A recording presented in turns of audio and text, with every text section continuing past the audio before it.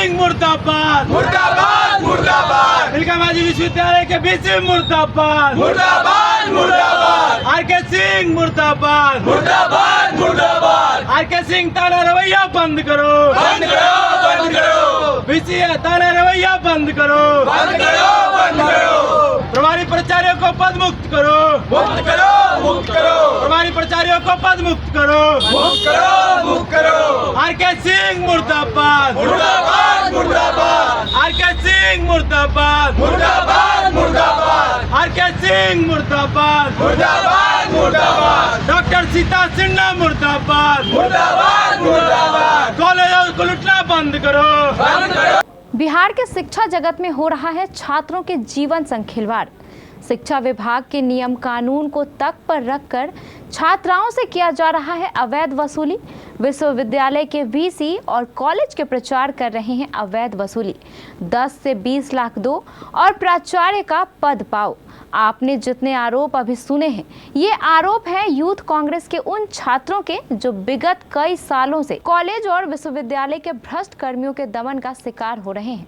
देखिए पटना से अमलेश आनंद की ये रिपोर्ट। बिहार में गिरती शिक्षा व्यवस्था और बढ़ते भ्रष्टाचार को लेकर के बिहार त्रस्त है, ख़ास तौर पे बिहार के स्टूडेंट और स्टूडेंट यूनियन।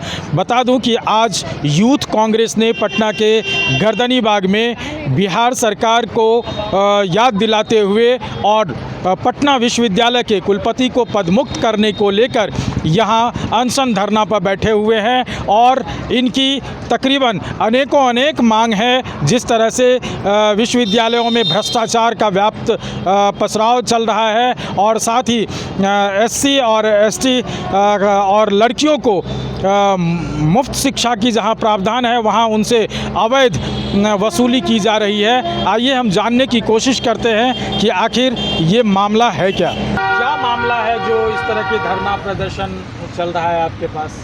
हम लोग पिछले 1 साल से पाटलिपुत्र विश्वविद्यालय में के वीसी के खिलाफ हम लोग प्रदर्शन कर रहे हैं, राजभवन मार्च कर रहे हैं, क्योंकि उनका जो रवैया है छात्रों के साथ तानाशाह रवैया है, वो स्टाफ के साथ भी तानाशाह रवैया है, हर जगह उनका रवैया सही नहीं है। तो वो वीसी सिर्फ और सिर्फ विश्वविद्यालय में तानाशाह करते हैं, राजभवन के आदेश का अवहेलना करते हैं, यूनिवर्सिटी एक्ट का अवहेलना करते हैं, 20-20 लाख रुपया घूस लेकर के प्रभारी प्राचार्य बनाते हैं और वही प्रभारी प्राचार्य फिर छात्रों से अवैध तरीके से वसूली करते हैं। और इसका 11 प्रिंसिपल अभी जो पूरे विश्वविद्यालय में पाटलिपुत्र विश्वविद्यालय में आपको अवैध हैं, अयोग्य हैं। और ये अयोग्यता हम लोग के द्वारा नहीं कहा जा रहा है, राजभवन जो एक्ट निकाले हैं 8 मई को उनके द्वारा वो सारे प्रिंसिपल अवैध घोषित किए जाते हैं। लेकिन फिर भी वो लोग पैसा दे रहे हैं वीसी को, तो उन पर कोई कार्रवाई अभी तक नहीं हो रहा है। यही हाल आपको तिलका मांझी विश्वविद्यालय के वीसी डॉक्टर जवाहरलाल का भी है। वो भी अगर अचानक से कोई प्रिंसिपल रिटायर करते हैं और किसी को प्रिंसिपल बनाना रहता है और जो योग्य व्यक्ति होते हैं उनको अचानक से ट्रांसफ़र कर दिया जाता है और ट्रांसफ़र करके जिनसे वो पैसा लेते हैं उनको प्रभारी प्राचार्य बनाया जाता है और वहाँ पर भी अवैध वसूली चालू है। चाहे वो अतिथि शिक्षक का बहाली हो, छात्रों का रिजल्ट खराब करना हो, दोनों विश्वविद्यालय एक ही राह पर चल रहा है। और इसकी शिकायत राजभवन आपको राष्ट्रपति महोदय तक बिहार प्रदेश यूथ कांग्रेस ने किया है और राजभवन मार्च तक भी किया है, लेकिन कोई कार्रवाई किसी के द्वारा नहीं किया गया। अंतिम रूप से जब सदन में विधानसभा में ये क्वेश्चन उठा उसके बाद जो पाटलिपुत्र विश्वविद्यालय के वीसी हैं उनको शो कॉज किया गया, उनको पावर सीज कर दिया गया, लेकिन अभी तक उनको हटाया नहीं गया है। क्यों? क्योंकि अभी भी कुछ लोग बीजेपी के जो एमएलसी हैं राजेंद्र गुप्ता, जो डीन मतलब एमएलसी होते हुए भी उनको वाणिज्य सब्जेक्ट का डीन बनाया गया है, जो पूर्णतः अवैध है क्योंकि वो छुट्टी पे चल रहे हैं। आपको डॉक्टर सीता सिन्हा जो बीजेपी की मेंबर हैं, पूर्व विधायक रह चुकी हैं, डॉक्टर उषा विद्यार्थी, इन लोग को प्रभारी प्राचार्य बनाया जा रहा है। क्यों? क्योंकि ये लोग जो है अपना भी घर भर रही हैं और जो कुलपति हैं उनको ही पैसा दे रही हैं। सोचिए इतना होने के बाद भी अभी सिर्फ शो कॉज हुआ है और शो कॉज का वीसी के द्वारा कोई जवाब नहीं दिया जा रहा है। क्यों? क्योंकि वो आप गलत हैं, क्या जवाब देंगे वो। तो ये जो लड़कियां हैं यहाँ आपको बैठी हुई, ये जो लड़के हैं, ये इनका रिजल्ट को जानबूझ करके एब्सेंट कर दिया गया ताकि ये बच्चे या तो घूस दे के रिजल्ट सही करवाएं और नहीं तो दोबारा परीक्षा दे जिसमें 900 रुपया सब बच्चों को दोबारा लगे। आपको जेडी वुमेंस कॉलेज आप जानते हैं जो सरकार के द्वारा एकदम घोषित है कि किसी भी छात्रा से पैसा नहीं लेना, लेकिन वहाँ 1100 रुपया का पैसा फीस लिया जा रहा है, सारे कॉलेज में फीस लिया जा रहा है और सरकार का कहना है कि लड़कियां मुफ्त शिक्षा ले रही हैं। आखिर ले रही हैं तो फिर क्यों पैसा लिया जा रहा है? इस पर ध्यान कौन देगा?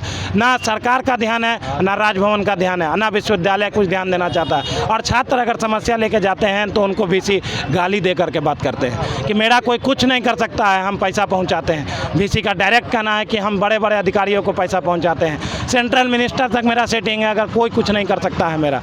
आर.के. सिंह का क्लियर स्टेटमेंट है स्टूडेंट के बीच में, जो करना है कर लो। तो फिर आगे क्या करेंगे? आगे हम लोग आज से जब हम लोग सब कुछ कर लिए तो आज 13 अगस्त से यही गर्दनी बाग धरना स्थल पर शांतिपूर्ण तरीके से आमरण अनशन पर बैठे हैं। और ये अनशन चाहे 15 अगस्त हो, 16 अगस्त हो जाए, हम लोग का चलता रहेगा। क्योंकि 15 अगस्त स्वतंत्रता दिवस के अवसर पर अगर ये जो प्रिंसिपल भ्रष्टाचारी लोग अगर झंडा फहराते हैं तो ये समझिए तिरंगे का अपमान है, और ये अपमान छात्र बर्दाश्त नहीं करेंगे। क्या कहेंगे? जैसा कि कह रहा है कि छात्राओं से पैसा नहीं लेना चाहिए, फीस नहीं लेना चाहिए, ऐसा नियम है, और इसके बावजूद भी आप लोग के साथ क्या हो रहा है? क्या है? मेरा रिजल्ट सही नहीं हो पा रहा है। प्रेजेंट होते में भी एब्सेंट क्यों लगा है मेरे रिजल्ट में? बस मैं यही कहना चाहती हूँ और कुछ नहीं। 22/7/2024। क्या कहेंगे आप? बस लड़कियों के लिए जब फ्री शिक्षा है तो पैसा क्यों लिया जा रहा है? फिर फ्री में शिक्षा देना चाहिए लड़कियों को, फिर इतना पैसा क्यों लिया जा रहा है? बस यही कहना चाहती हूँ। लेकिन ये कह रहे हैं कि यहाँ कुलपति से लेकर के सारे प्रिंसिपल उस पर क्या कहेंगे? सच में ऐसी बात है? यहाँ का टीचर का भी बोलने का कोई ढंग नहीं है, जैसे तैसे बोल देते हैं, समझते भी नहीं है कि स्टूडेंट लोग को। यहाँ के टीचर बीडी तो आपने सुना जिस तरह से भ्रष्ट पदाधिकारी हैं बिहार सरकार के, जैसा कि ये छात्र नेता बता रहे हैं कि उनको साफ साफ कहा गया है, सीधा सीधा वहाँ के प्रिंसिपल, वहाँ के कुलपति ने कहा है कि हमें पैसा पहुँचाना पड़ता है यहाँ सरकार में जितने भी पदाधिकारी हैं। अब ऐसी स्थिति में क्या हो सकता है यहाँ के छात्रों का भविष्य? क्या ये एक सही नीति है और बिहार की शिक्षा व्यवस्था कैसे कारगर हो सकती है? अगर इस तरह से अराजकता और भ्रष्टाचार पसरा रहेगा तो फिर बच्चे कहाँ जाएंगे और बच्चे की भविष्य के साथ क्या ये खिलवाड़ नहीं है? और इस पर सरकार को तुरंत सूचना लेकर के और संज्ञान लेने की ज़रूरत है। केबीसी न्यूज़ के लिए पटना से अमलेश आनंद की रिपोर्ट।